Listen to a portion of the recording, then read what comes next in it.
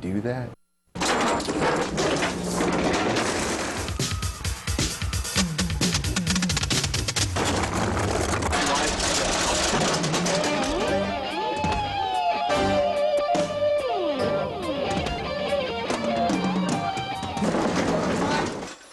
There were occasions where I'd get to actually open up for Petra.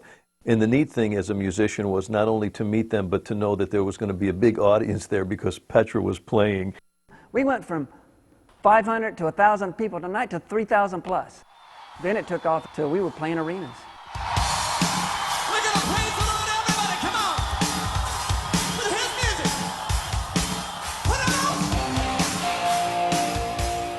on! Beat the System, tour-wise, was definitely a high point. Lots of people remember Petra from that period.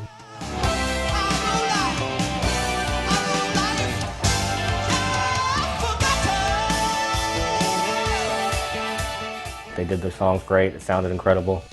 They were doing what no other Christian band was doing at the time. I remember being blown away by the big lights and the sound. And Louis' drum solo.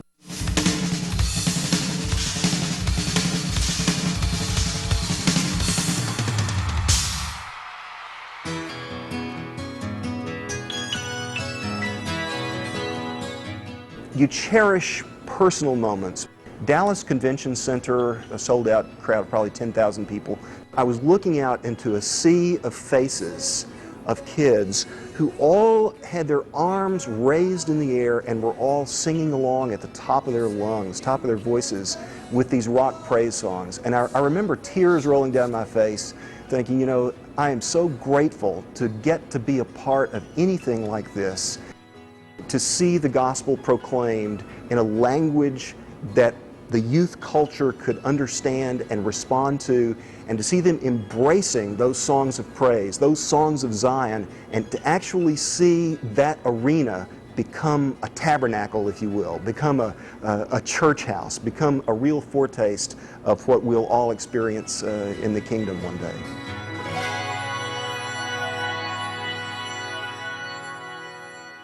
Petra was the one band that really helped us break the rock and roll barrier, because when we came with Rez Band or Steve Taylor or White Hart or anybody, we were not breaking ground so we could be successful with the first record.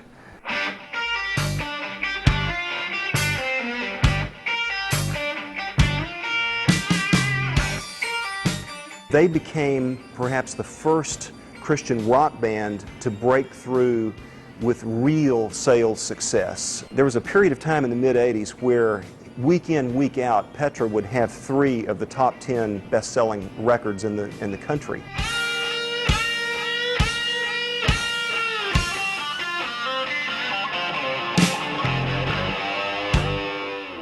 They really were some of the first that did it on a major level, that would compete with selling records and doing big tours and taking out big production and all that stuff. All I can say is people were hungry for the message that we had with our music, with rock and roll. I like it because it's rock music and it has to do with Christ, and my parents let me listen to it. They're totally on fire for God. I'm really glad that I brought my kids. They're not afraid to talk about what they believe. I've had people tell me I can't go from AC/DC to Amazing Grace. You don't have to. Petra proved it. Kids were just really responding well. It made many young people feel good about their faith, where they may have felt like they were all alone before trying to be a Christian in a very secular world. All of a sudden they looked around a room and here are thousands of young people just like them that are excited about their faith, and they're showing it.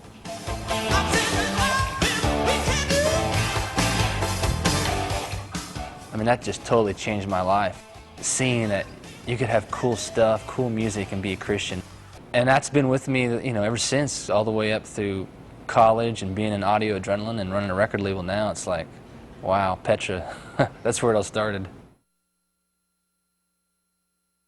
Sometime after Beat the System, Greg Voles left Petra.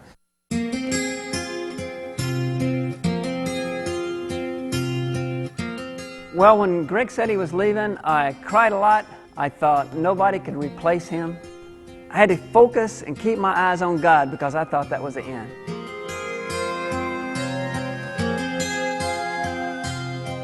I really still felt like there was a ministry for Petra beyond Greg Voles with a new singer. And I was talking to a friend that works for Compassion International, and he said, well, is there anything I can do to help you? And I said, yeah, kind of sarcastically, yeah, fine, as a singer. And he said, well, how about John Schlitt? There's a higher place to go. Beyond belief, beyond belief. I tracked him down, and probably about 15, 20 minutes later, I was on the phone with John. About a month before that, I was sitting in my living room, and it was a Sunday afternoon, I was sort of contemplating. I just finished working on my first home. I had a new job, and my kids were going to a great Christian school. We found a great church.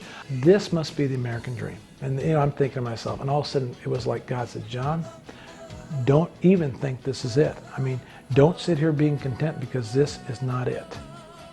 It was like, whoa. And my wife was sitting next to me, and I was like, babe, I feel like God just said, this isn't it.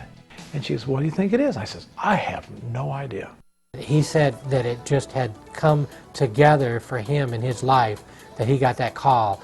And he was so excited that I was kind of like, whoa, it can't be this easy. As John was on the phone and he told his wife, she was jumping up and down in the background. She's just dancing. She's praising God. She must have known more than I knew. But when John joined the band, he had sort of more of an aggressive rock voice than Greg X. Voles, and we wanted that production to go along with that. I personally sort of wanted to do a Beat the System record, and they go, oh, no, you're a rock and roll. We want rock and roll. And then John and Dino, rock and rollers. Get on your knees and fight like a man. John and Dino Elefante sent me some of their records, and I really liked where they were coming from. There were many things in common in our musical backgrounds and things that we liked, and it really felt like something that would work well.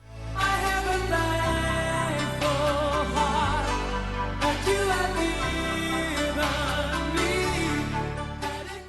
After Backstreet came out, it got a little better because we had my stuff now. I wasn't just singing Greg's stuff. We had our first #1 single with the new band, and that was cool. That was a great feeling. And then This Means War came out, and our tour just took off.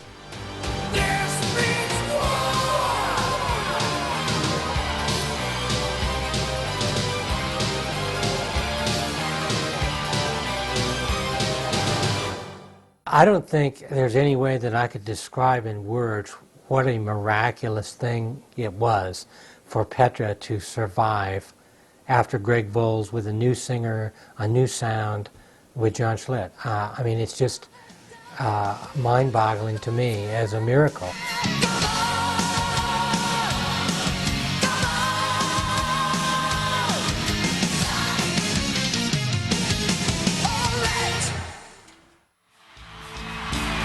And so far you've got enough energy to say, yes, I want to praise the Lord some more. Is that right? Okay. What do you say we try this one? Listen. The old guard was stepping down and a new guard was coming up. The new group of youth pastors were a group of young people, younger men and women who had grown up listening to some contemporary Christian music. So they were already open to contemporary Christian music. It wasn't a question to them of, is it right or wrong? It had already meant something to them in their spiritual life.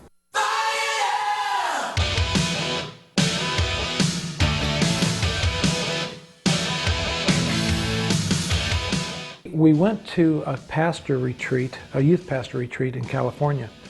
The big complaint was how to get young people to worship the Lord in music. What if we play some tradition or some praise and worship music the way we'd like to hear it, so you can play it for the kids, and then the kids can sing to it.